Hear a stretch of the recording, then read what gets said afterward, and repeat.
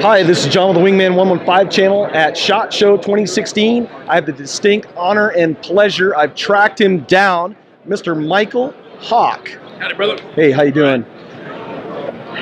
What do you got new at SHOT Show this year, and what do you got going on this summer? Okay, the good stuff.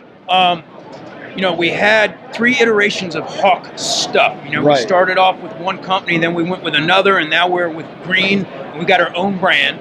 We've had to take some of the things off because, well, I wanted to make them better, and we're bringing them back in second generation, such as like the original knife that I used to make, the Hellion. We now make a Peregrine, which is, I think, a much better version of it and a much more affordable version. So it's like $50 compared to like $250. Do you have a copy here so folks can see it? Or? Oh yeah, we got all kind of good stuff. Now, for folks that are fans of the channel, I have done a knife review on the Hawke's Hellion, and I must say that that was a badass blade. So I know that if Mykel has done some improvements on that, that it's only going to take it to the next level. Yeah, I don't even have one open right now, do I? Hang on, I should open one.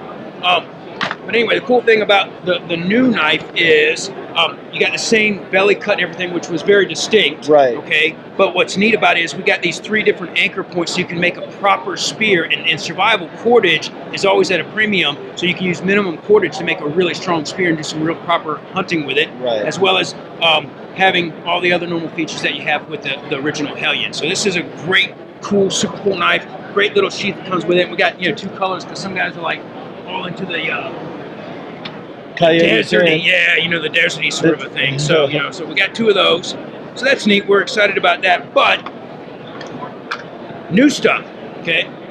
We got this Tacti-Tool, and all I wanted was just a simple knife that a guy could wear as an everyday carry, but use as a proper tool. So it's got a proper blade on it, but it also has a real flathead screwdriver and a real Phillips screwdriver, and what I like about them is they got a long shaft. Right. So I actually got like my youngest son is 9, and I got like a 31-year-old, 29-year-old, and a 7-year-old grandson and a 5-year-old granddaughter. And so I bought a foosball table for my son, and I built it with this tool because it was just so cool. That's cool. And it actually worked because I could get into all the places and build the entire thing. And what I really, really like about it, other than the fact that everything on it is locking, so you don't have to worry about that, is I can either put it on my clip and pull it off and use it, put it up, use it, or if I'm going to be hiking through the woods, I can just put it on my little D-ring and not have to worry about losing the thing, but actually just when I need it, it's right there. Right. So that's a really nice little functionality that you just don't get on most EDCs. So I'm really excited about that.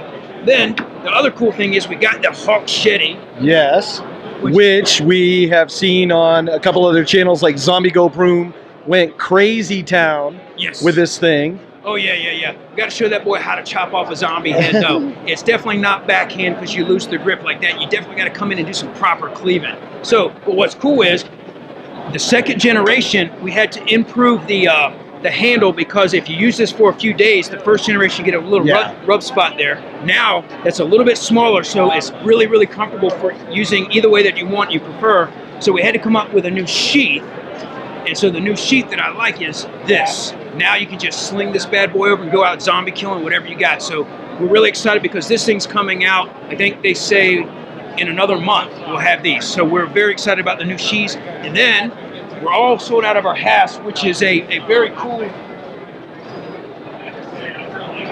there's not even that one. There we go. Very cool tool right there. Zoom in. That's a really cool like e-tool, like what the Russian Spetsnaz use. I mean, that right there, man, you can take out like a Sherman tank.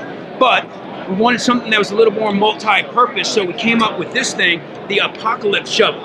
And what's cool about it, because I said, look, man, you're going to make this stuff in China, and I can't have stuff breaking. Right. So the guy goes to China, same 2 factories, he knows the owners, he's been working with them for years, and they made this thing industrial strength. So it's got threading that's deep well, so you can make it like a pick, a hoe, okay, which is also really cool for tactical fighting, or make it like a proper shovel or a saw, or again, a tactical tool. But what's really neat is you got like the ninja knife hiding out in here, okay? So now that's not like a knife like my other one where you can stand on, but it's a knife. So if you're surviving, you got a shovel, a multi-tool, and an actual knife for cutting and stabbing and all that. And then for all the guys who like extra ninja stuff, you can put like survival stuff in there. So we put a little bit of survival kit in there as well. Fire starter, the compass, and it's got an O-ring and all those kind of things. So actually, for something that's made in China and one of those ninja multi-tools, this thing actually kicks butt because it's really strong. The weight of this is just under 3 pounds, and I could take down a redwood tree with this and still be good to go. Yeah, we were playing around with it on the gear table while Mykel was talking to some folks, and it's pretty hefty, you know. It's good. Well, the big thing is, it's like, you know, I love the all-American made stuff. The problem is everybody in America wants it all American made, but you don't want to pay the American price, you know?